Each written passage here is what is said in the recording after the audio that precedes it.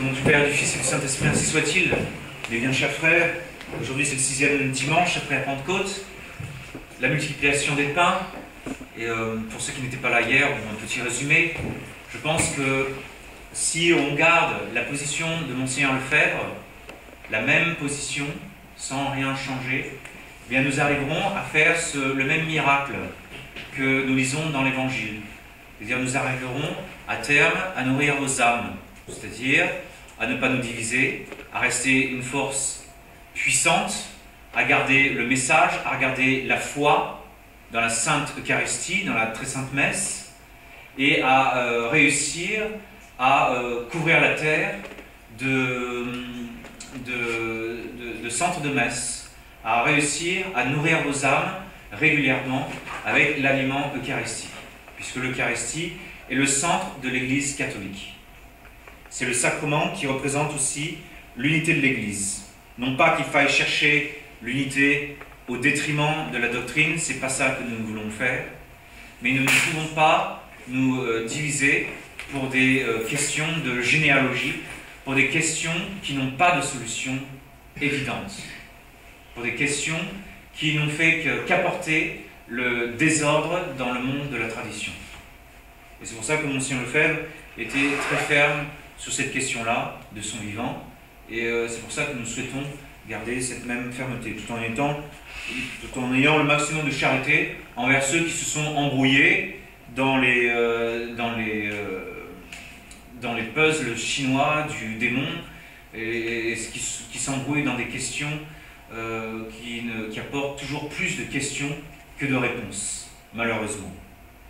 Et donc l'avenir prouvera, à nouveau, je pense, la sagesse de Monseigneur Lefebvre, qui nous demande simplement de rester ce que nous sommes, de rester catholiques, de ne pas apporter toutes les réponses. Nous ne pouvons pas apporter toutes les réponses, mais ce qui est sûr et certain, c'est que nous avons une âme à sauver, nous avons des familles à éduquer, nous devons continuer avec les trésors que nous avons. Point barre. La résolution de la crise de l'Église, la résolution globale de la crise de l'Église ne nous appartient pas. C'est aussi un peu l'erreur du pauvre Monseigneur Fellé, qui a voulu anticiper la providence en imaginant un plan de rescousse de la Sainte Église catholique, un plan de sortie de crise de la Sainte Église catholique, alors que cette sortie de crise n'appartient qu'à la Sainte Vierge. C'est elle qui fera le ménage. C'est elle qui dégagera tous les François, tous les Benoît, tous les Jean-Paul, tous les Paul, tout ce qui pourrait éventuellement suivre. C'est elle qui fera tout ce ménage. C'est au bon Dieu qui appartient de faire le ménage en lieu. Altiorate ne quesieris. Contentons-nous de ce que nous avons, et du peu que nous avons, c'est pas grand-chose. Nous ne pouvons pas vous visiter suffisamment souvent pour satisfaire le désir que nous avons de nourrir vos âmes avec les sacrements de façon régulière. Mais nous sommes, la Providence sans nous indiquer, nous montre avec cette réunion d'Avrier, cette union sacerdotale qui s'organise pour la France, la Compagnie de Marie pour les États-Unis, l'Austrasie, et puis les prêtres autour de Don Thomas d'Aquin en Amérique du Sud, les Dominicains d'Avrier. Tout cela montre bien qu'on on se dirige vers la nourriture de vos âmes. C'est-à-dire, nous avons en septembre prochain un total de 20 candidats au sacerdoce. Donc il y en a 3 chez les Dominicains, il y en a 2 chez Don Thomas d'Aquin, il y en a 2 chez Don Jaïr, il y en a 7 à 10 chez l'abbé Pfeiffer, et j'en ai 2 aux Philippines, et l'abbé Pivert déjà un séminariste. D'autres séminaristes vont se présenter au séminaire de l'Union sacerdotale en France, donc on arrive déjà à une vingtaine de candidats au sacerdoce. Donc, après l'explosion nucléaire que nous avons subie en 2012, c'est déjà une gageure d'avoir autant de candidats au sacerdoce. Et d'arriver aussi à remplir l'agenda de Monseigneur Williamson déjà, avec une multitude de centres de messe, une multitude de gens qui se sont manifestés. Et donc ce que je souhaite pour vous au Québec, c'est que vous trouviez un garage rapidement et que nous puissions y établir la présence réelle. reposer le Saint-Sacrement. Même si nous ne pouvons pas vous distribuer le Saint-Sacrement quand nous sommes absents, vous pouvez malgré tout vous nourrir plus facilement. Vos âmes peuvent se réchauffer plus facilement auprès du Saint-Sacrement. C'est ça qui aide énormément nos fidèles, par exemple en Australie, à Adelaide, aux Philippines, à Batangas, à Mahasing et en Corée du Sud, dans les centres où nous réservons le Saint-Sacrement dignement.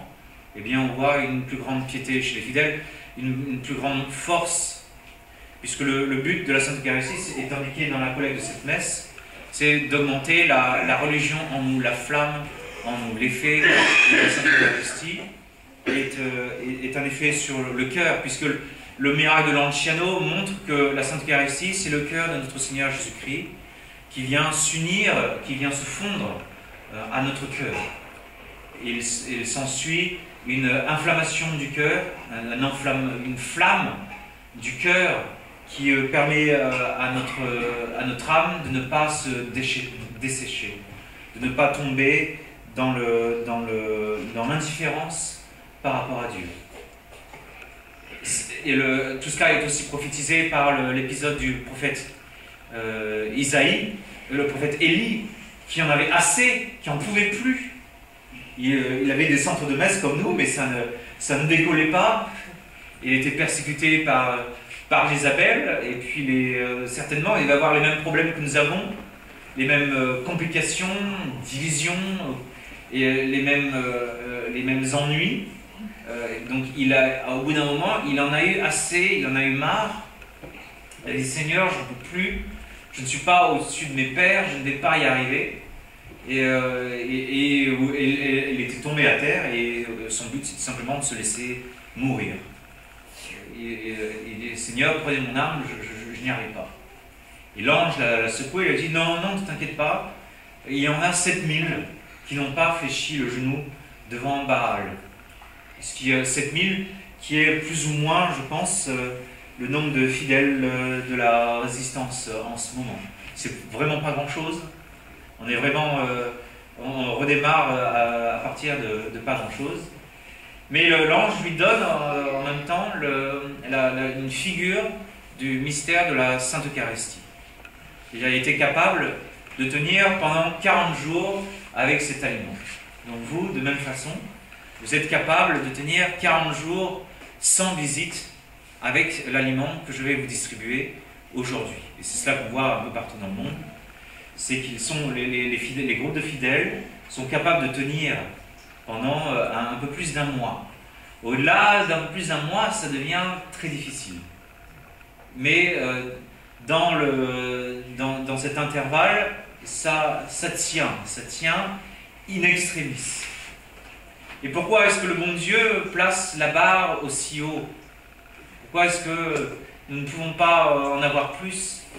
Pourquoi est-ce que le bon Dieu a accepté que nous passions à travers de telles épreuves? Alors qu'il sait très bien que nos âmes ont besoin de la très sainte Eucharistie. Plus nous recevons ce sacrement, plus notre piété s'enflamme. C'est parce que aussi, nous sommes obligés de notre côté de fournir à notre Seigneur Jésus-Christ un désir qui soit plus que la simple médiocrité qui a tué l'Église catholique dans les années 50. C'est pour ça que nous ne voulons pas revenir à l'Église des années 50. Contrairement à certains autres groupes dont je vous ai parlé hier, nous ne voulons pas revenir à cette médiocrité. Puisque ce sacrement ne fonctionne pas, ou fonctionne vraiment très mal, si nous n'apportons pas un désir élargi au banc de communion. C'est pour cela que l'agneau pascal doit être mangé avec les herbes amères, de la contrition. Il faut apporter le plus grand désir possible au moment de la communion. Et donc, une communion, même si elle est rare, si elle provient d'un désir intense, eh bien, elle est plus efficace qu'une multitude de communions qui ont été faites dans la médiocrité. Et si le bon Dieu nous inflige cette leçon, cette épreuve, c'est parce que nous avons été trop médiocres année après année. Nous avons laissé le libéralisme s'introduire dans nos rangs. Quand je pense que des parents d'élèves me disent qu'ils ne peuvent plus mettre leur fille à Brignoles, parce qu'ils craignent pour l'innocence de leur fille, alors que Brignoles, c'était vraiment l'école modèle, elles étaient vraiment anti-libérales. Elles étaient, le père Antoine m'a dit qu'en 88, les mères de Brignoles étaient absolument convaincues de la nécessité des sacres, et c'est elles qui ont le plus milité pour que Monseigneur Lefebvre consacre des évêques. Elles étaient les plus antilibérales à l'époque. Et comment se fait-il qu'en si peu d'années, elles aient perdu leur courage, elles aient perdu leur énergie, elles n'ont plus d'énergie. Et ce qui s'est passé à Brignoles, s'est passé en beaucoup d'autres endroits. C'est pour ça que le bon Dieu permet ce qui se passe en ce moment pour nous réveiller, pour nous sortir de notre médiocrité, pour nous mettre dans une situation où nous sommes confrontés à la possibilité de mourir. Nous sommes dans un état d'alerte, nous sommes dans un état de crainte pour l'avenir, et nous sommes obligés de conjurer toutes nos forces pour survivre. Et le bon Dieu fait cela pour nous forcer à sortir de notre médiocrité. Parce que l'Église catholique ne peut pas survivre autrement. Dans toute l'histoire de l'Église, on voit toujours la médiocrité, le fait de s'installer, le fait de tout prendre comme nous est tendu, ou le ronronnement, les pantoufles. On finit régulièrement dans l'Église, la médiocrité s'installe. Et elle s'installe de façon mortelle. Et donc pour vivifier l'Église, le bon Dieu ne fait pas des revivals, comme le font les protestants. Le bon Dieu, bien au contraire, fait mourir. C'est-à-dire, il coupe les branches. Même des branches qui ont quelques feuilles vertes, il les coupe, parce qu'il n'y a pas d'espoir pour ces branches qui vivotent, il n'y a pas d'espoir pour ces branches de vie. Et donc, il élague, sans aucune pitié. Et on voit à quel point le bon Dieu a élagué au moment du concile. Et à quel point nous nous sommes fait élaguer à nouveau. Puisqu'il n'est pas possible de recevoir ce sacrement de la Sainte Eucharistie avec des dispositions médiocres. Bien sûr, si la flamme est faible, le sacrement d'Eucharistie permet de raviver la flamme. Mais on ne peut pas se servir de la Sainte Eucharistie pour rester médiocre. Si on fait cela, au bout d'un moment, le bon Dieu s'en va. Notre Seigneur Jésus-Christ s'en va et laisse le trésor nous filer des doigts. Comme dans le cas de ce pauvre Lamran qui nous a tous surpris en cessant de célébrer la messe traditionnelle un beau jour et en rejoignant le diocèse et en se mettant à célébrer la messe moderne, la messe nouvelle. Le trésor qu'il tenait entre ses mains lui est tombé des doigts. Et c'est la même chose qui se produira plus tard, même dans les milieux dits de la résistance. C'est la même chose qui se produira plus tard si nous ne faisons pas attention. Nous n'avons pas le droit d'être des médiocres. Les événements qui se passent sont un immense avertissement pour nous. À quel point le bon Dieu prend au sérieux le premier commandement de Dieu. Et cette Sainte Eucharistie, cette nourriture, est faite pour que nous puissions accomplir ce premier commandement de Dieu. Nous n'avons pas le droit d'aimer Dieu de façon médiocre. C'est interdit. Pensez au premier commandement de Dieu de cette façon-là. Il est interdit, je t'interdis de m'aimer médiocrement.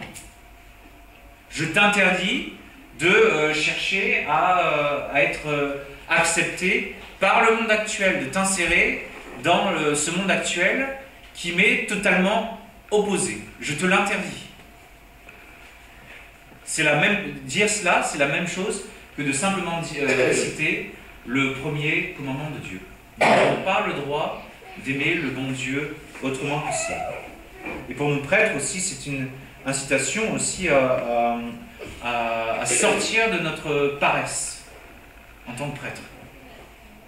On nous disait, on nous a dit pendant des années, oh, il faut faire attention, il ne faut pas s'étendre dans l'apostolat. Il faut éviter d'en faire trop.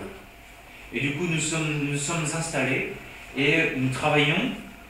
Et moi, je suis membre de cette classe non laborieuse de cette époque. Nous travaillons à 50%, à 40%. Nous travaillons largement en dessous de ce que nous devions faire. Et je me posais la question, en lisant par exemple l'histoire des réductions des jésuites dans le Paraguay, ils étaient 2 prêtres pour 6 000 Indiens. Donc le dimanche, ils se trouvaient à 2 pour assurer les messes du dimanche. Et dans la semaine, l'un des 2 prêtres allait dans la jungle pour récupérer les autres Guaranis et faire grandir la paroisse, pendant que son confrère, lui, gérait les 6 000 Indiens tout seul et visitait et gérait la mission. Donc il y avait une proportion de 3 000 fidèles par prêtre. Donc on les a admirés, on a admiré leur vie, on a admiré la vie de Saint Jean de Brébeuf et tous les missionnaires canadiens. Oh, c'était beau, oh, comme c'était magnifique. Ah, mais non, ça ne concerne pas. À chaque fois qu'on se met à lire la vie des saints, on dit, oh, ils sont plus admirables qu'imitables. Non, on ne lit pas la vie des saints pour dire qu'ils ne sont pas imitables. C'est pas simplement pour lire une belle aventure que nous lisons la vie des saints.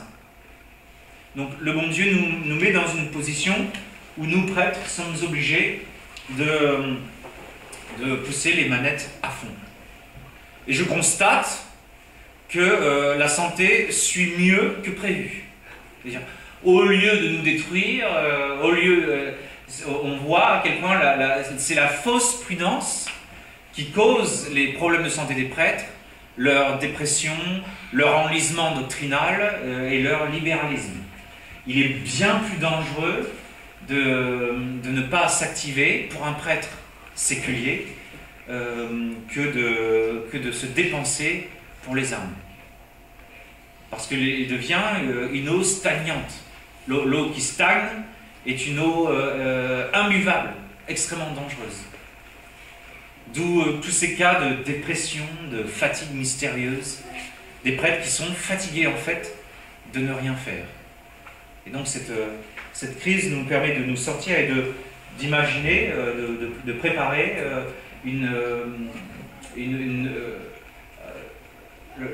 un sacerdoce qui soit vraiment militant. C'est pour cela que je reste dans la compagnie de Marie, dans le Marian Corps, ça sonne encore plus fort en anglais. Et là, tout en gardant les statuts de Monseigneur Lefebvre, nous voulons ajouter une dimension combattante au sacerdoce. C'est que le prêtre est un soldat du Christ. Et nous sommes dans un combat permanent. La vie de l'homme sur cette terre est un combat permanent. Nous sommes comme des mercenaires qui sommes forcés sur le champ de bataille et nous attendons la fin de notre contrat avec impatience. Mais en attendant, nous sommes entre la vie et la mort. Et nous ne pouvons pas survivre si nous ne combattons pas énergiquement. Et le bon Dieu ne tolère pas la médiocrité. Il la punit avec une sévérité incroyable, une sévérité extraordinaire. Si on regarde ce qui vient de se passer il y a 2 ans, ce qui nous est arrivé, le bon Dieu combat la médiocrité avec une extraordinaire, une immense sévérité. Il ne peut pas supporter cette médiocrité ambiante. Il a décidé de la punir avec la dernière des sévérités. Et donc nous devons tirer la leçon dans notre façon de recevoir la Sainte Eucharistie. Donc je suis sûr et certain que vous allez recevoir cette communion avec une immense ferveur et que cette flamme va survivre pendant au moins 40 jours, comme dans le cas du prophète Élie. Ainsi en est-il aussi pour la Sainte Vierge. Parce que le problème de la Sainte Vierge, dirait-on, c'est qu'elle est l'Immaculée Conception. Elle ne peut pas tolérer la moindre tâche. Elle ne peut pas tolérer la moindre concession à Satan. Et donc, on ne peut pas lui fixer un mélange de chèvre et de chou pour le triomphe de son cœur.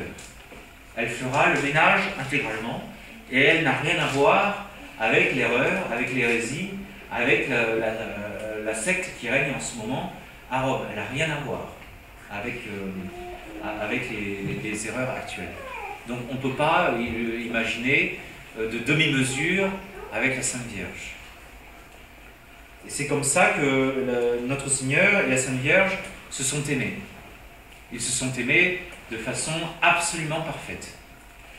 On peut dire que notre Seigneur sur la croix a voulu mourir essentiellement pour la Sainte Mère. C'est pour ça que tous les crucifix, si vous remarquez, tous les crucifix penchent toujours vers le crucifié regarde toujours vers sa mère, invariablement.